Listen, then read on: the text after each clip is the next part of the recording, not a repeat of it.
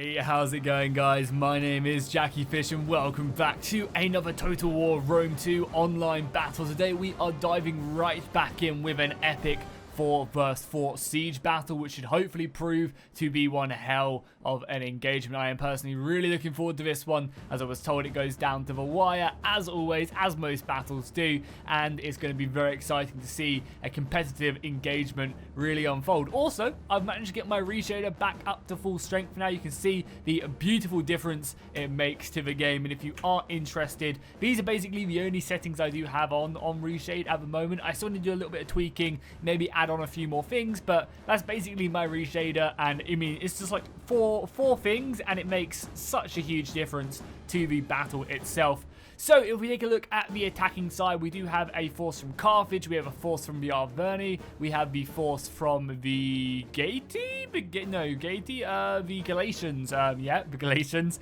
and also a force from Syracuse, so a mix of barbarian and also Greek forces. Defending this time, we have the Seleucids, we have the Lusitani, we have the Geti, and we also have the Iceni. So again, a nice mix from all sides of the battlefield, which should hopefully provide for a very exciting battle. It's always great seeing a mix of factions on every single side. And it's also good to see some factions we don't really get to see too often.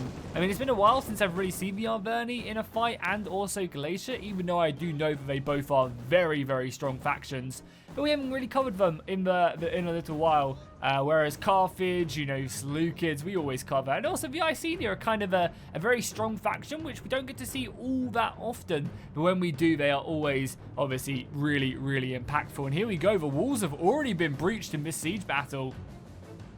Having the Arverni pushing forward some of their chosen swordsmen straight into the settlement. Obviously, securing these towers is #1 priority. Stopping these towers from shooting and doing damage to your army is going to be super important. As well as that, you can barely see, you basically can't see any of the defending forces. You can see it on this side of the thing. Obviously, the defenders are in yellow. However, over on this side, you can't see the defenders until the attackers kind of get line of sight on them, which is going to be very interesting. You see the Iceni have formed up a formidable defense right here with all manners of defensive situations. Some of the chosen sword bands ready to fight and die. They are supported by some Briton slingers. No head hurlers, unfortunately, but still a very strong force nonetheless. And the Lusitani are holding up pretty heavily over here, supported by the Seleucids. And the first bit of fighting has actually just arisen, as we do have some mercenary veteran hoplites from the Syracuse, yeah, going up against some hillmen from the Seleucids. Just some men from their satrapies coming in to help kind of pad up and slow up the defense on the walls. Also, these hillmen are axe infantry, so I believe they actually have okay armor piercing. Again, nothing going to be like insane, but we're actually going to be doing okay against the mercenary veteran hoplites, you know, taking down a few of them as they continue to break down more and more of the walls. But eventually, you know, as the Forax hoplites get up here, they're going to really be sandwiched in and probably break pretty quickly. I also, as well, love the idea of just like all them forces in the distance moving in as well. I think that looks really cool. I mean, you guys know me at this point. I love the way, like, I love seeing huge army blocks moving in the distance of a fight, whether it's, you know, over a bridge or through a gate. I just love watching a fight and think, like, it basically just creates, like, the battle is bigger than just this, you know. It's just, like, adds scale to the engagement. And that's something I think Total War really does lack in the 2020s, is we need more scale for sure. But for the most part, I mean, we do have a massive battle though right here. So as you can see, for the most part, the defenders are kind of giving up this side of the settlement. There's obviously a river or a lake or whatever you want to call it running in between them with the bridges. And that's going to basically kind of be a turning point. The defenders don't need to hold this, and they're probably only going to be putting up a light defense. Maybe I am wrong though, and the Geti do have plenty more men here. But I think they'll be trying to slow up the Carthaginians, even though the Carthaginians haven't really committed much of themselves here either. The Carthaginians only have about 6 units here. So maybe if the Geti do overwhelm this, they can do some good damage. And I think that's maybe what they're doing. The Lusitani are going to be defending this bridge with some infantry.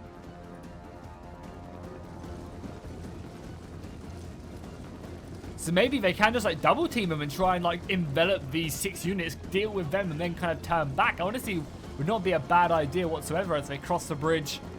Settlement in the back looking very good. And yeah, they're going to go diving in right now. The Carthaginians throwing their javelins before the engagement. However, the noble swords are going to find their way into them, and it's not likely that these guys are going to be able to hold their own. And as you can see, that's exactly right. They're going to be falling back. I love seeing players taking the initiative right here, realizing that this is not a battle that they can win, and trying to pull back so they have, they can use their numbers more effectively. They can set up here. They can prepare for envelopments with the extra unit of Summation warriors coming in, and it'll basically just force them to come in, the defenders to send more men if they want to hold that.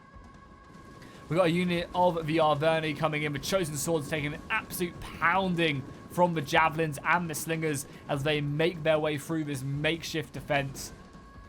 Luckily, the spikes will actually be protecting them a little bit. They're just going to basically be stationary here for now, taking another volley. I guess this is what they're here for, just to absorb some missile fire before pushing in and trying to break the defenses. Obviously, just waiting for more men to get into position as they've really committed their way around this side. With the artillery as well, I mean, this is a perfect opportunity for the artillery to find some marks. And the rest of the Arverni as well are up here.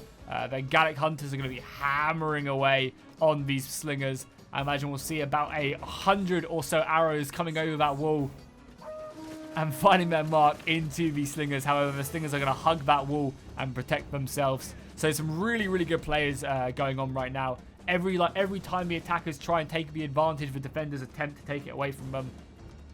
We do have a huge breach going on right now, though, as the attackers, the Galatians, try their best to break through against the Lusitani veteran shield warriors.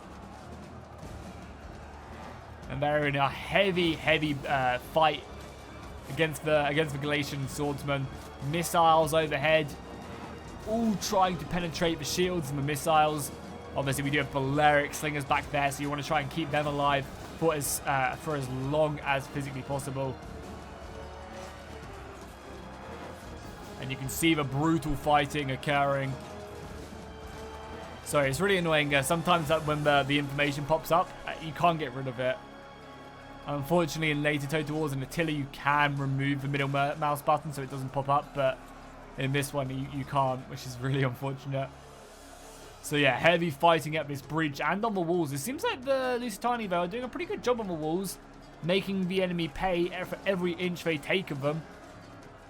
Which is not too bad. And it seems like they also have this part of the wall fairly, under their control. They've got some Balearic slingers up on here, which is great because the Balearic slingers have such good range as well. So they'll probably be, maybe even hitting the general if they're in range, or just any infantry which shows kind of their back or side. So a pretty good position. However, I believe this infantry unit from Glacier are going to come around, open up another attacking point, which is something I always love to see from the attackers, is, midway through a battle, use your equipment to your advantage, push the defenders to have to worry about something else. I always love it when I do see defenders do that. So as you can see, the settlement is under a full-on assault right now. The Arverni are still waiting and biding their time. They've brought some men into it, but they're still waiting for other stuff to happen. And here you go. Look at that. They've forced plenty more men across. And Carthage somehow have managed to get their cavalry and a unit of infantry all right around this gap and into this breach point, which is going to put the Lusitani and the Gati under a lot of pressure. And you can see these Lusitani Galatian warriors breaking, the cavalry running into the back of these Gati infantry, the Falksmen, who are so lightly armored. A rear charge there is not going to fare them too well as the Summation warriors come in. We do have the Britons turning up, but the other infantry, the Carthaginians, are just going to block this axis, which is such a smart idea. They just need to buy themselves like 5 seconds so they can deal with the rest of these units, which is really, really smart indeed. Also, this gatehouse hasn't been taken yet either. Oh, that's kind of scary because the bodyguard will take a few casualties there. But yeah, the Carthaginians moving up there is great. And now, this is such a good play. Now they can just funnel their men forward, cover this gap right here, and then envelop into the rear of the infantry. Oh, that's a really, really good idea if they have the numbers to do it. And basically just surround these guys. You can see more of the Gati coming in to reinforce this, but yeah, I mean, this is going to cost a lot of men to kind of form a perimeter here, but they can definitely do it. And obviously taking this tower is very important as well, as you get absolutely peppered by missile fire. Also, let me know in the comments down below. There is a way to have it so that you can draw arrows, right? You have to go into the settings, or is there a mod to do it? from what I remember, there is a way to actually have the like the free, I guess like the red, blue, and green objective markers, which you can like draw arrows with and stuff. Is that possible in Rome 2 replays? I think it is, right? You just have to go into the settings. Let me know if you guys know how to do that, because it'd be very useful, I guess, for these competitive battles to be able to show you guys certain stuff that can happen. And if you guys want to see that, do let me know in the comments down below. I think it'd be great. As we have more infantry set up here. It's funny that the defenders are now the ones not up here as the javelin fire comes in. Fire at will has been given, and more infantry in the distance continues to be pushed forward. And I think the Britons are going to have to charge in for honor and glory momentarily now against them, as another volley will come off. You can see just killing them ranks. I mean, this kind of bridge area is not looking too good. Even with the reinforcements of the Gati coming into the side of the Carthaginians, I don't know if they're going to have enough to deal with that. Also, desperately trying to take this gatehouse as well. It's hard pressed to do it. So for the rest of the settlement, you can see that the Carthaginians and the Arverni are just mainly focusing on here, taking heavy casualties away. These chosen swords are about to break, so, that assault is going well, but not like, the best in the world. It could be a lot better. They have also managed to get infantry up on the walls as well, and now they are fighting against the Britons, the chosen sword band, up against just the normal chosen sword. Going to be a difficult fight for both sides there. Over on the other side, the Lusitani and the Seleucids, you can see that Syracuse is breaking through after taking kind of a lot of casualties. But the Thorax proving too much against the Thorax. And just that sheer weight of numbers coming in clutch. Also a nice amount of missile fire here onto the Peltis. Obviously, every Peltis you kill does take away his javelin throw, so it's never a bad idea to try and deal with these guys. And obviously we have the Galatians as well, doing their thing against the Lusitani, but it seems like a completely open breach point right here as Syracuse continue to push forward against the Furios Spearmen. And now will be the perfect opportunity to do exactly this. Bring in your reinforcements and immediately dive to open up another breach point. Obviously, first things first, you have to secure it and make sure that this unit, which we're currently looking at, doesn't get hit from the back. Once it does it, and that's what they've done there by putting the Furios Swordsmen, and now they bring up these bad boys to just hit the Lusitani, hit the other infantry in the... Oh, actually, no, I take that back. The Galatians are already there doing it. But if they can reinforce this gap with their Sarmatian swordsmen, then they can immediately continue to go through and hit into the back of this breach point, open this bad boy up. However, we are getting more Lusitani being reinforced, and all the missile fire coming in up here against the Galatians, who I think, use this point right there. Which is obviously always a good idea, but these Balearic slingers are just going to be having a field day, like shooting fish in a barrel up there. There is nowhere for them to go. Their sides are completely turned to these, rocks being held at them. It's pretty brutal stuff. However, the Galatians are trying their best to come down, but they are, I guess, retreating, falling back, realizing that they're gonna get sandwiched. So really smart move there. Again, really high quality replay. This is awesome. I really love it. I really love it when these players are literally, top notch, best of the best. Really good play from both sides. And again, the Arverni are just getting hammered from being up on this wall. That's why you see so many players bringing these things right here. But I think in a lot of top tier games, they do limit the amount of these tortoises you can bring, because they are just extremely strong, and it does force the players to either try and punish their way through a breach point, or it forces them to actually have to go up on the walls, which I think is, only a fair adjustment. More reinforcements here as they are slowly breaking their way through the Briton line. And they're doing a good job of that as well. Chosen sword band down, and there's only a handful more left. So the defenders are, slowly committing more and more men to this fight, and it is starting to cost them. That they're slowly not being able to defend every single point whatsoever, which is, definitely a great thing to see. That's what, as an attacker, you want to be able to see. You want to see them slowly running out of men, or a lot of missile fire as well onto the Lusitani noble general, as he's forced to go back after losing 30 men from that missile fire. Sometimes you just don't want to be like Icarus and fly too close to the sun, because it can definitely cost you an arm and a leg.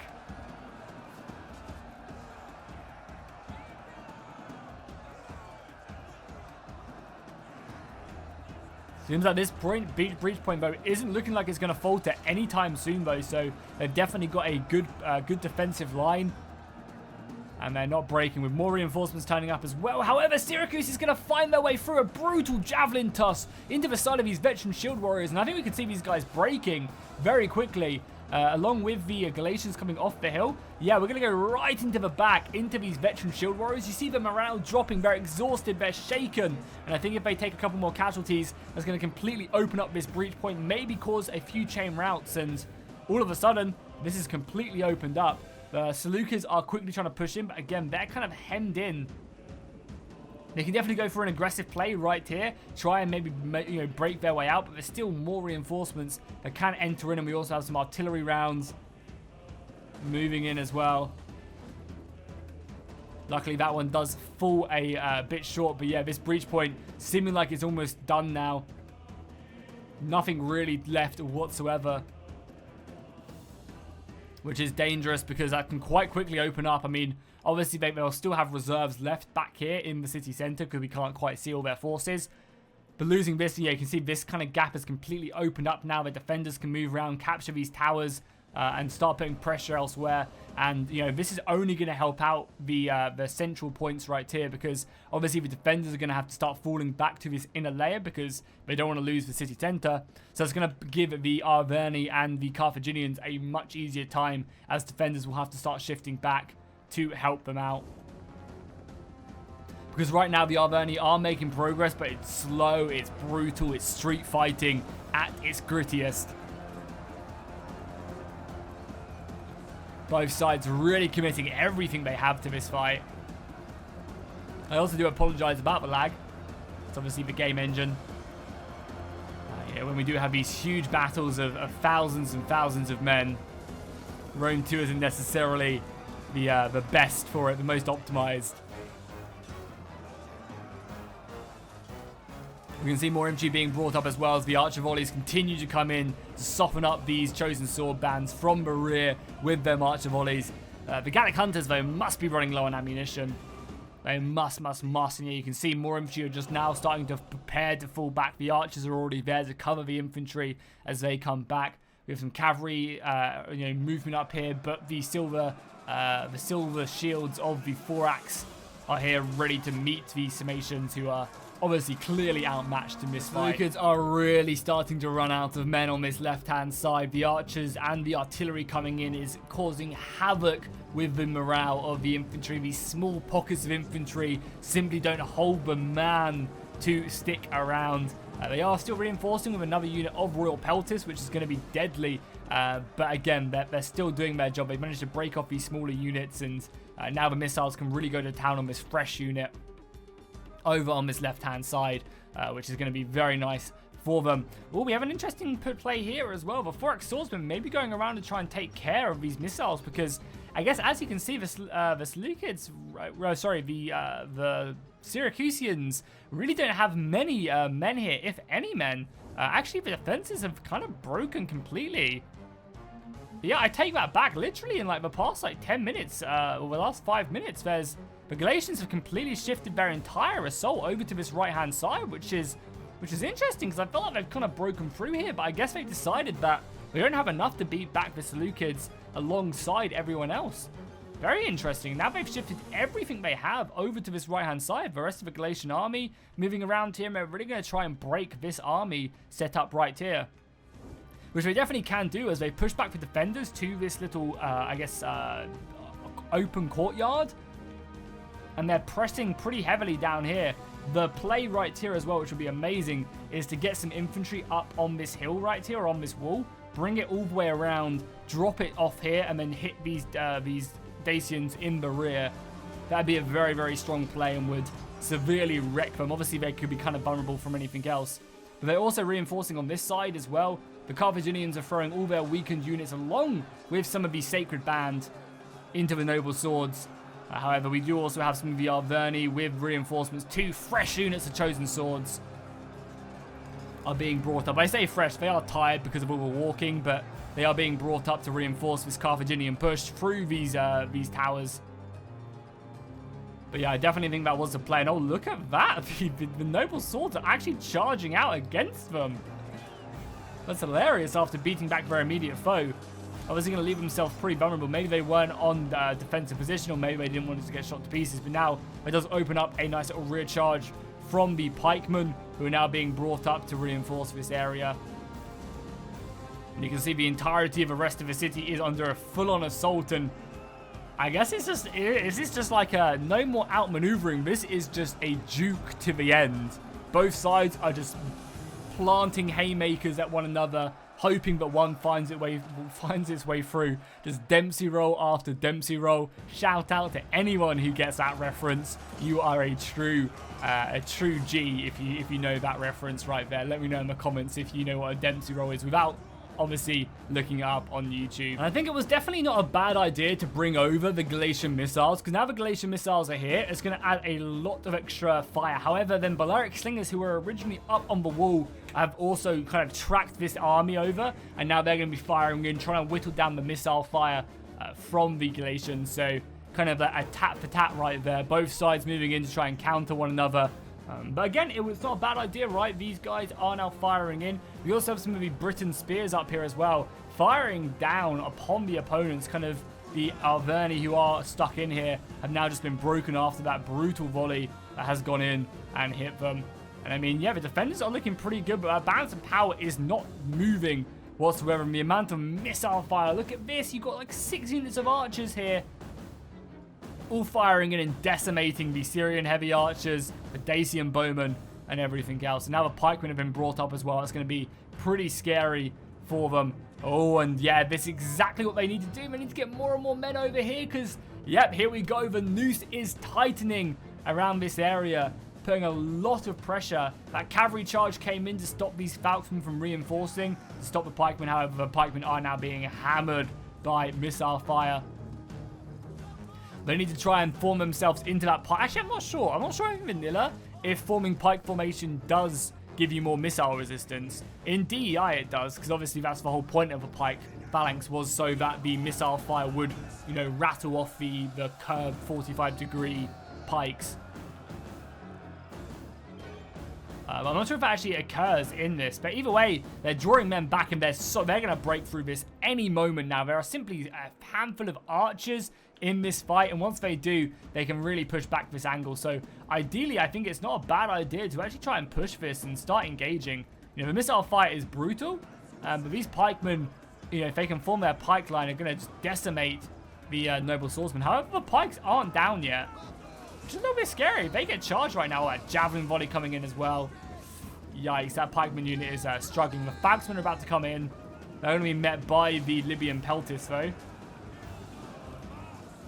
We've got some of the chosen swords moving in as well to meet that unit of swords in the left-hand side. And yeah, look at that. The entirety of this Seleucid force has been broken.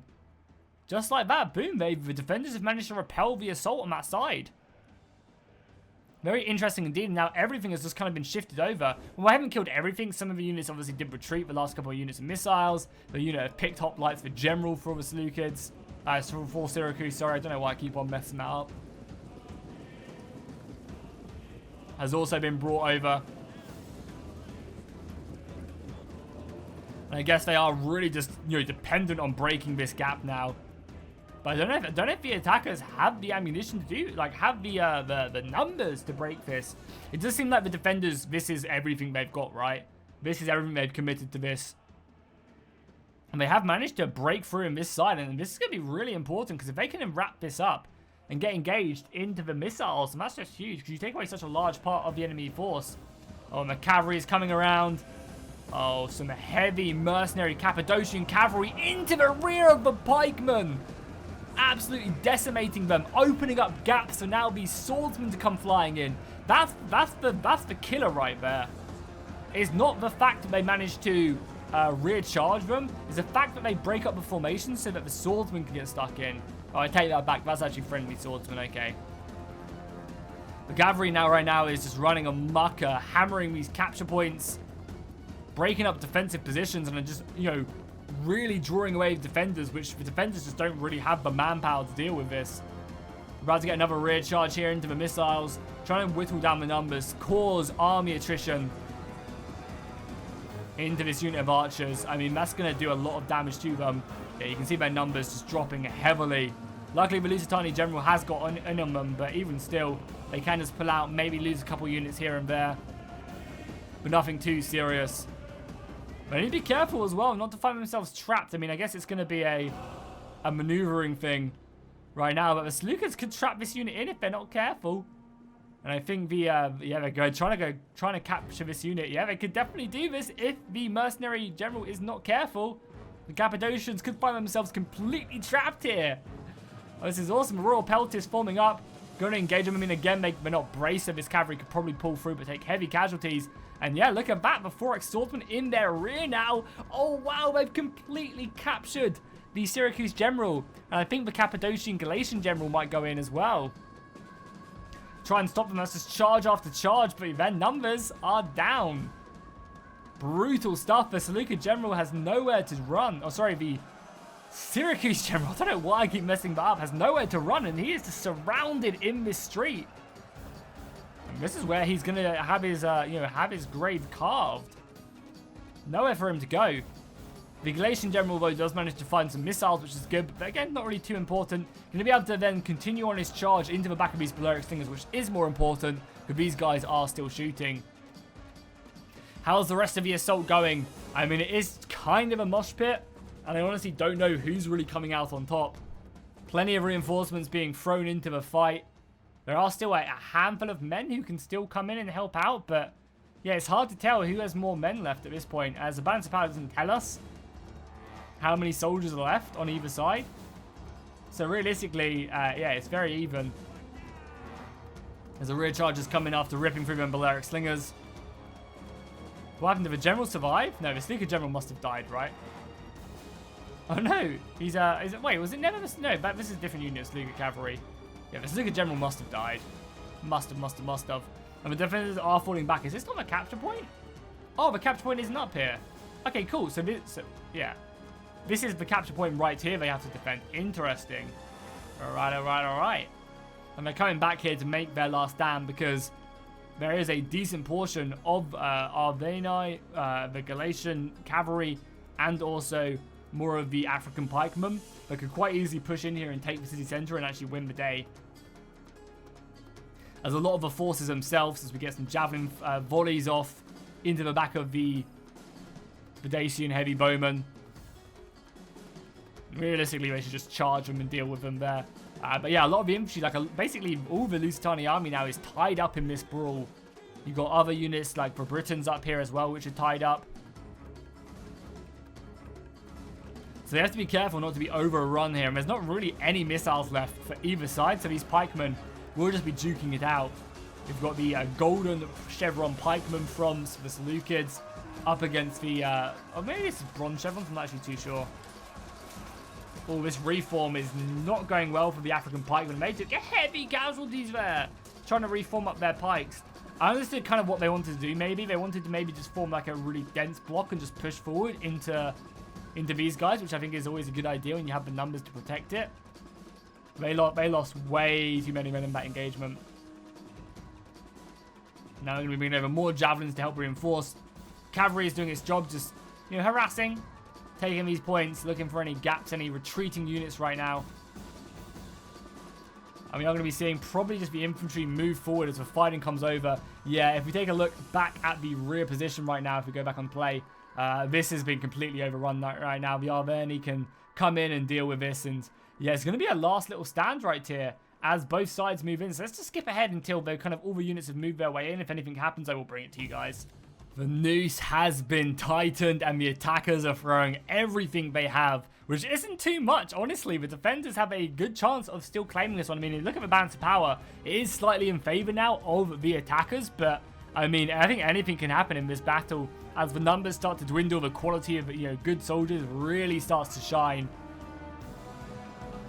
You can see they are pushing forward here. However, there are lots of segregations of the armies. They're split up into 3 big groups. A lot of missiles, though, hammering in on the heroic nobles of Britain.